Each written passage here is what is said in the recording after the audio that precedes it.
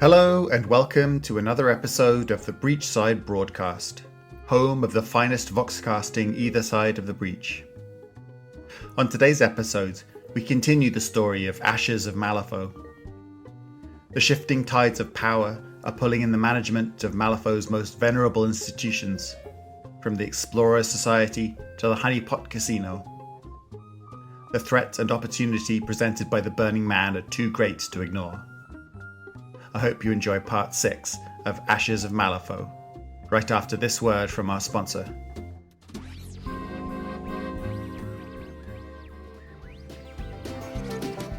This episode of the Breachside Broadcast is brought to you by the Honeypot Casino. Come to the Honeypot and try your luck at our craps tables, or have the time of your life in one of our famous hospitality suites. We would like to reassure visitors that stories of our guests mysteriously disappearing or glowing with an unearthly brilliance are unsubstantiated rumour and hearsay.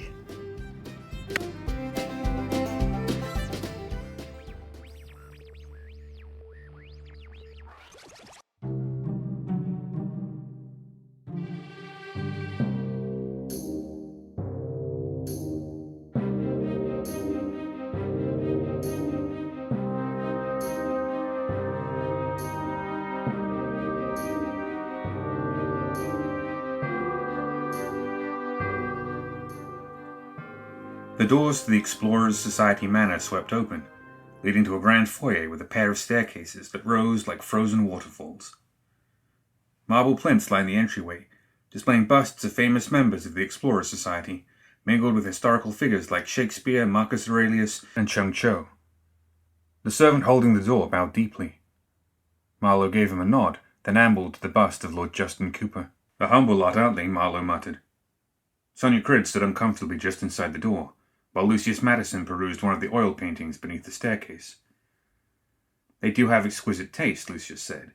"Yard with lunatics. I thought this was lost in the war. I wonder how they acquired it."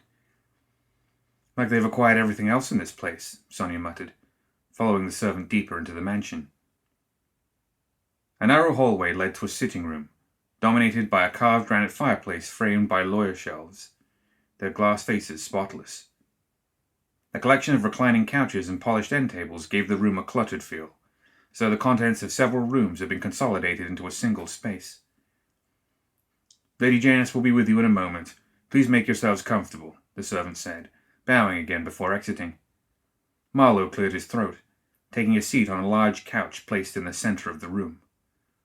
"Who in the hell does she think she is?" Sonia fumed. "It's bad enough that she summoned us here, rather than making an appointment at the Enclave." "From where I'm standing, she's the woman in charge of a vast collection of artifacts and the resources to gather them," Lucius said. He made his way to the hearth, leaning comfortably against it. "And if her letter was even partially true, a woman worth speaking to." "Madison's right," Marlowe added calmly. "Illegal or not, it's not politic to ransack your host's library, at least not until we know what she's offering." "The whole thing's a sham, you ask me," Sonia said. "Smoke and mirrors, trying to distract us from whatever else they've got going." "Be that as it may, I'd prefer if you remain diplomatic. Make notes of anything illegal or suspicious and file it in your report later." Marlowe straightened as a door opened. "Ah, I believe our host has arrived."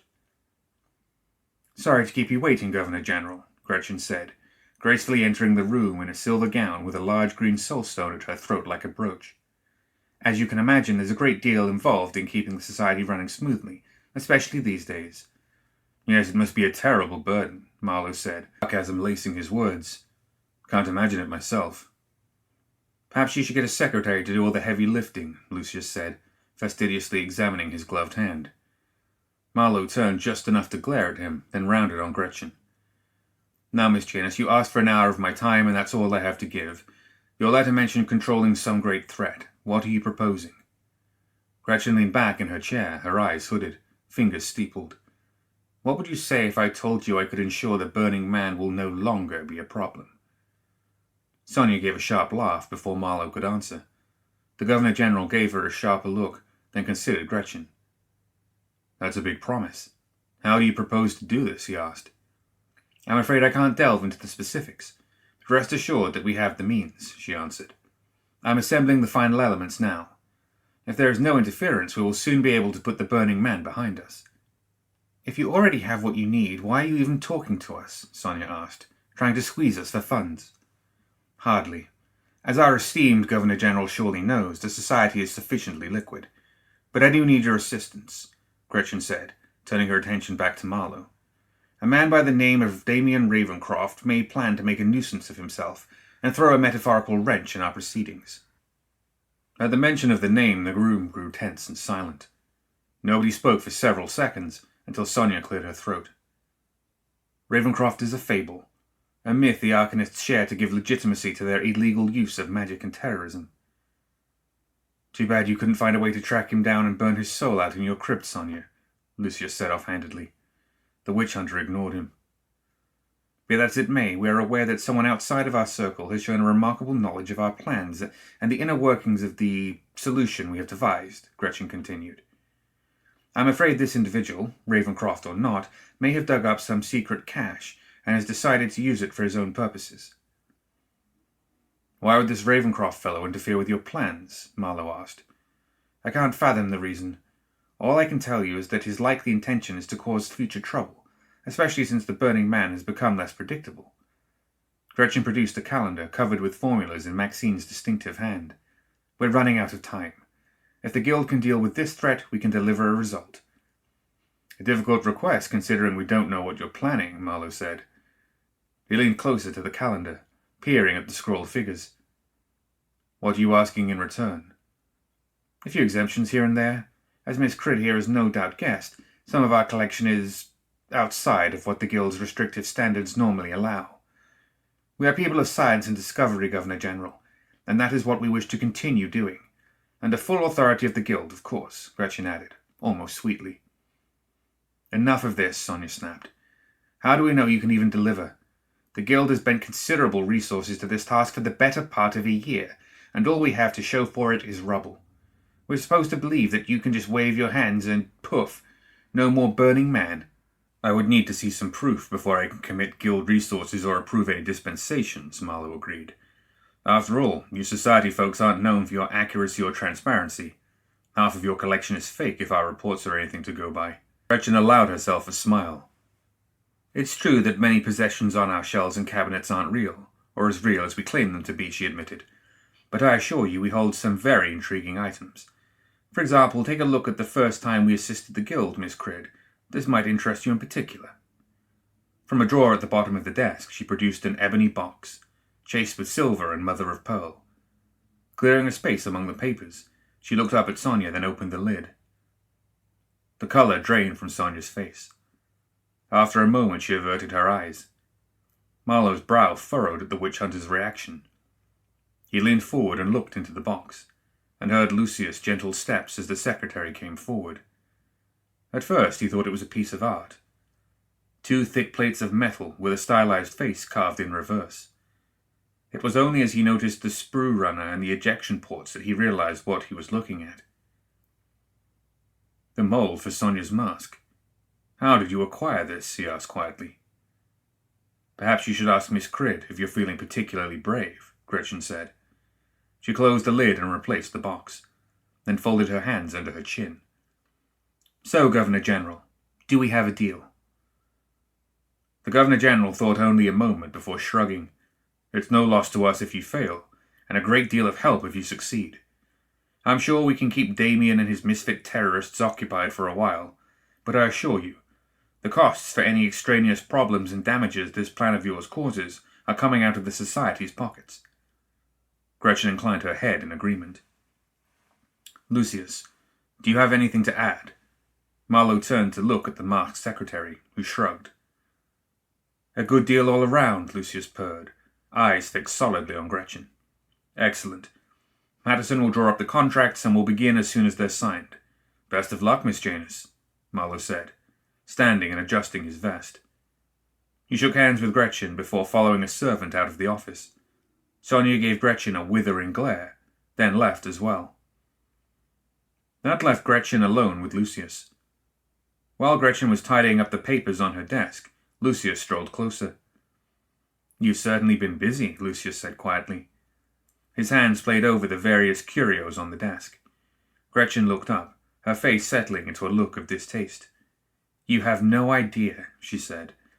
"I'd suggest we get the contracts drawn up, but knowing you, that Valis already has exactly what I want written down, probably to the letter." "I'm sure I don't," Lucius said, ignoring Gretchen's comment.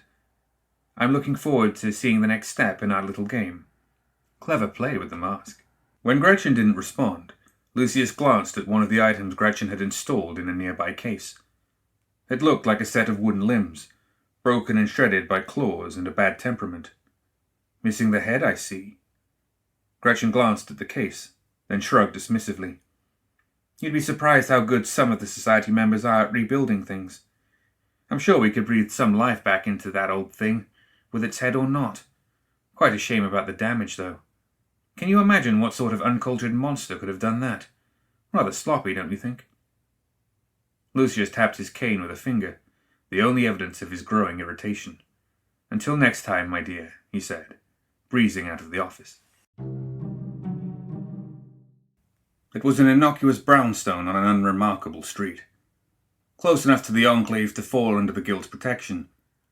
Far enough that the Guild only passed by occasionally, and then usually on their way to the saloon at the end of their shift. The neighbourhood was well off, the streets clean, the lamps well maintained. For Malifaux, it was as close to a normal street as you could get. The perfect place to hide. Damian waited in the alleyway, several houses down from his target. It was easy enough not to draw attention in a place like this. Dress well enough, look confident enough, smile easily enough, and the passers-by ignore you. And Damian had a long history of passing unobtrusively through the streets of Malifaux.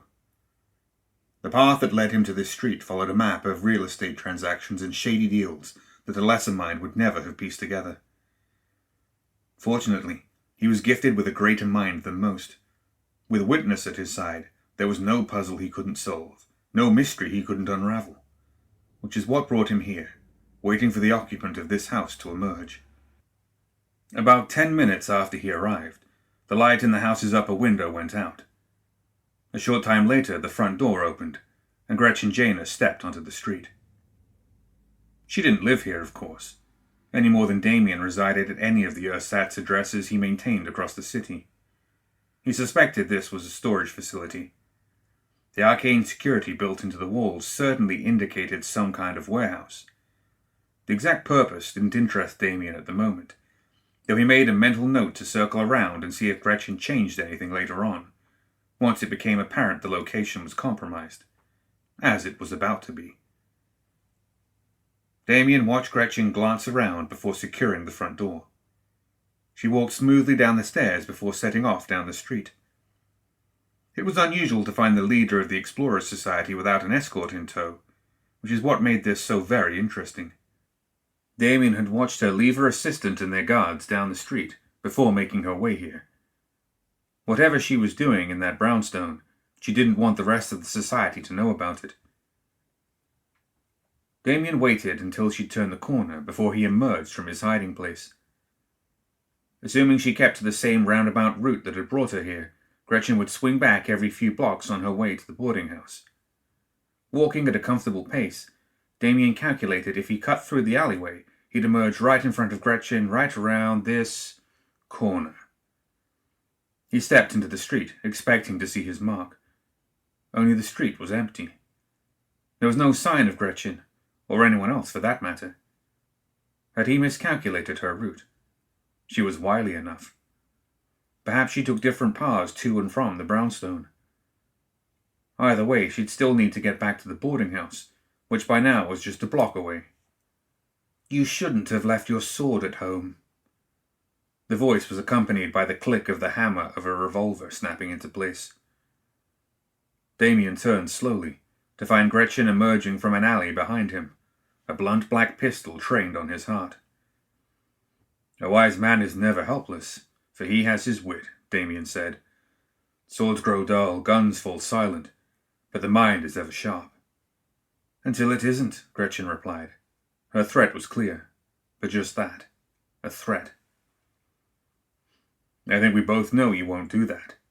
Damian folded his hands comfortably at his waist. You and I are playing this game at a much higher level, aren't we?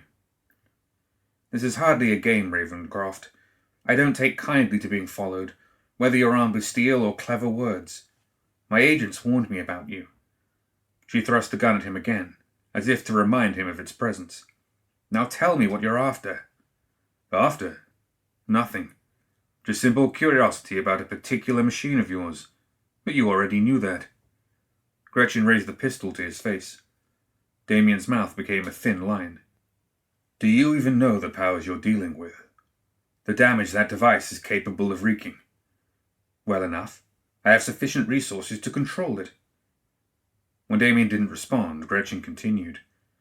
What I can't figure out is why you'd want to interfere. Surely you're no fan of the Burning Man. She can't be. He offers an interesting opportunity for experimentation. Such a source of undiluted power, unfettered by creed or history, free to act without consideration of consequence or intent. Admittedly, the maddened attribute certain agency to his actions, as zealots have always done with things they lack the intellect to understand. Damian spread his arms. I simply see him for what he truly is, a puzzle in need of solving. And that's what I'm trying to do. Solve the problem. And if the engine lets me do that, then you aren't listening, Damian said, his voice lowering. You don't understand the sort of powers you're dealing with. You mustn't interfere. Allow nature to take its course. Given enough time, his power could be harnessed, possibly controlled entirely. Last time I checked, I wasn't beholden to you or anyone else, Gretchen answered. The Burning Man is getting stronger, more unpredictable. We've run out of time, Mr. Ravencroft. Tonight may be our only chance to destroy him, and you're part of that solution, whether you like it or not. Damian pondered her words, and those witness hammered into the stone of his psyche. Both made strong points. A decision had to be made, but not necessarily at this moment. There was something to be said about having leverage.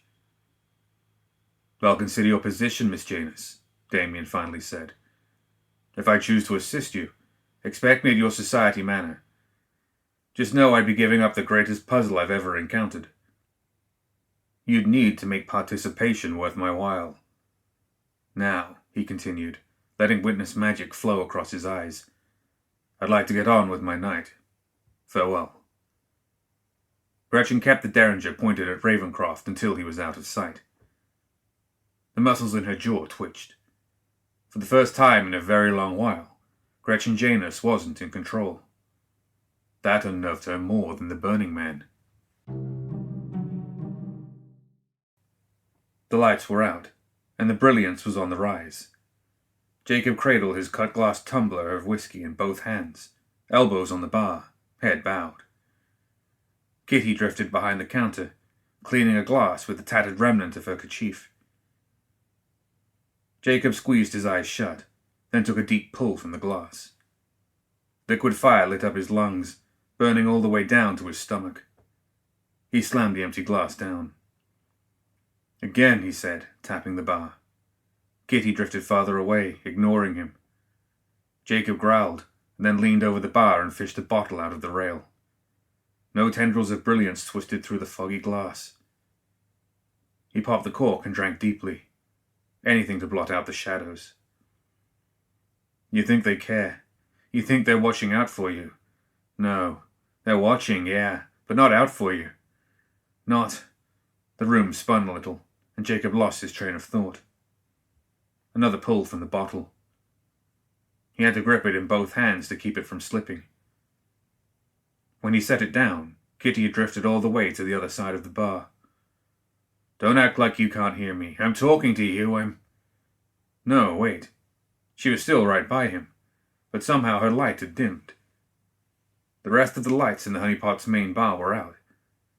The only illumination coming from Kitty's ethereal frame and the traces of brilliance from the other patrons, and now that was waning.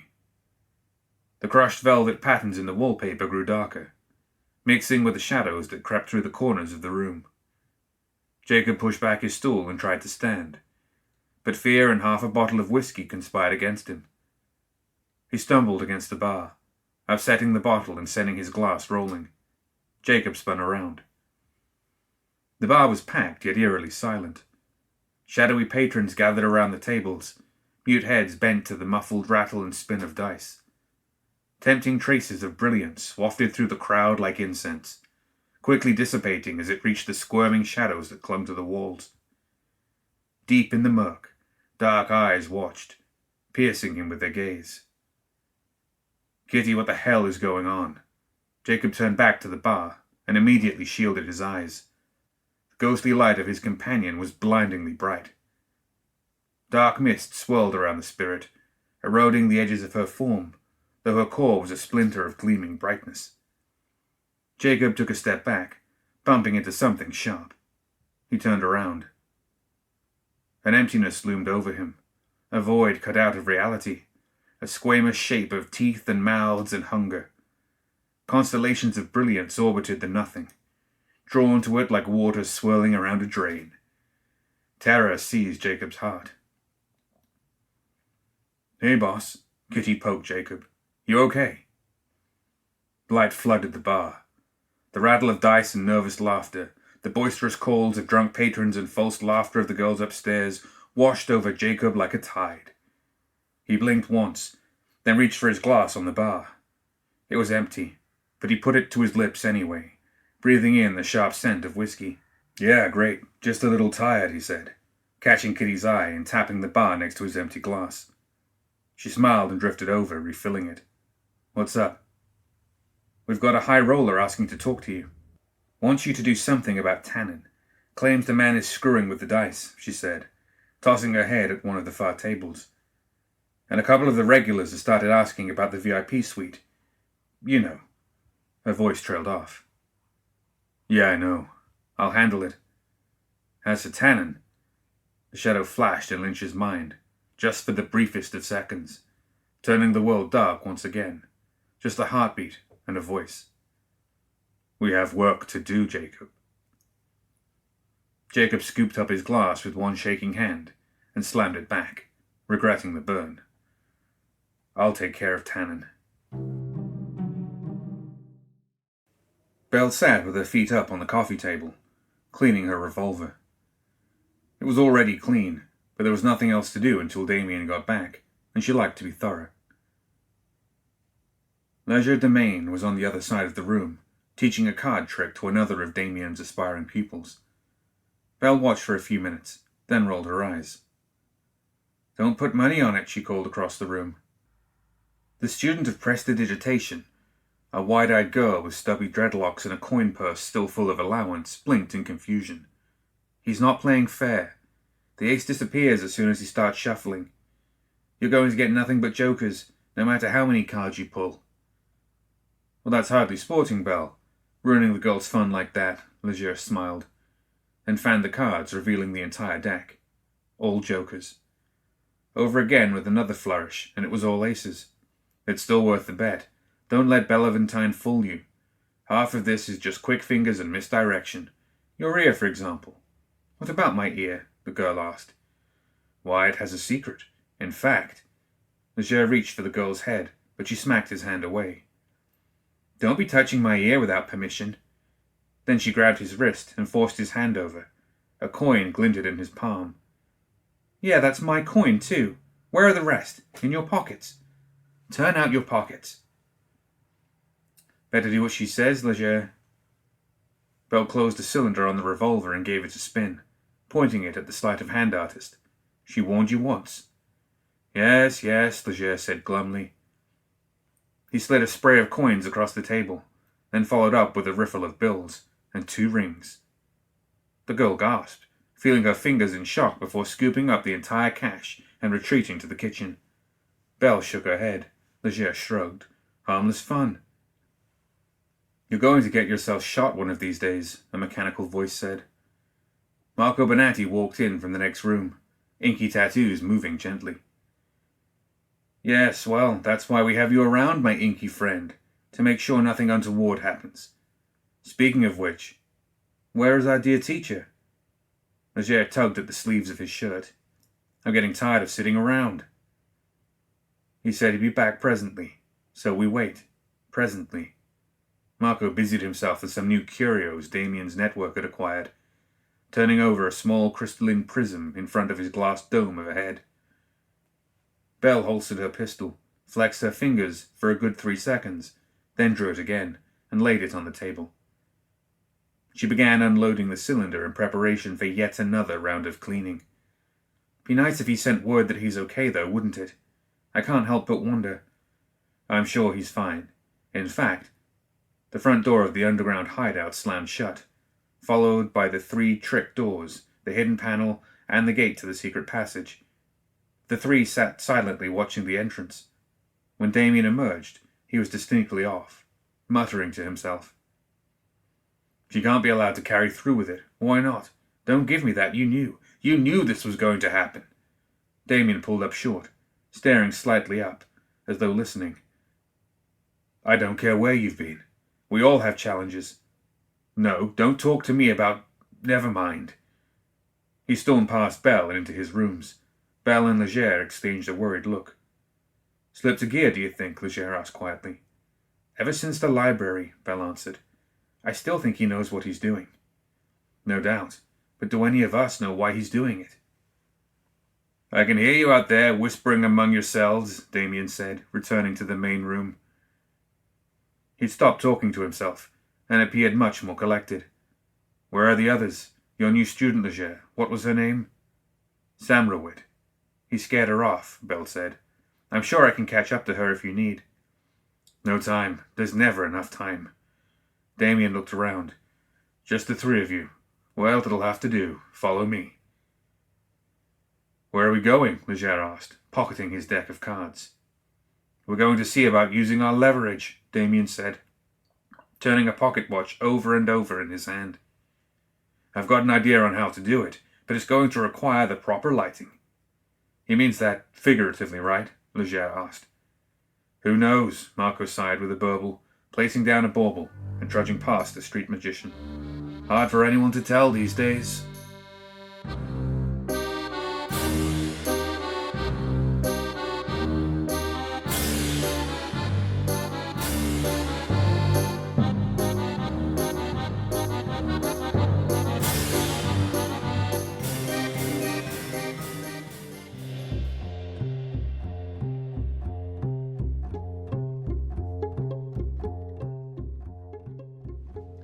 That's it for another episode of the Breachside broadcast. Join us next time for the continuation of Ashes of Malifaux.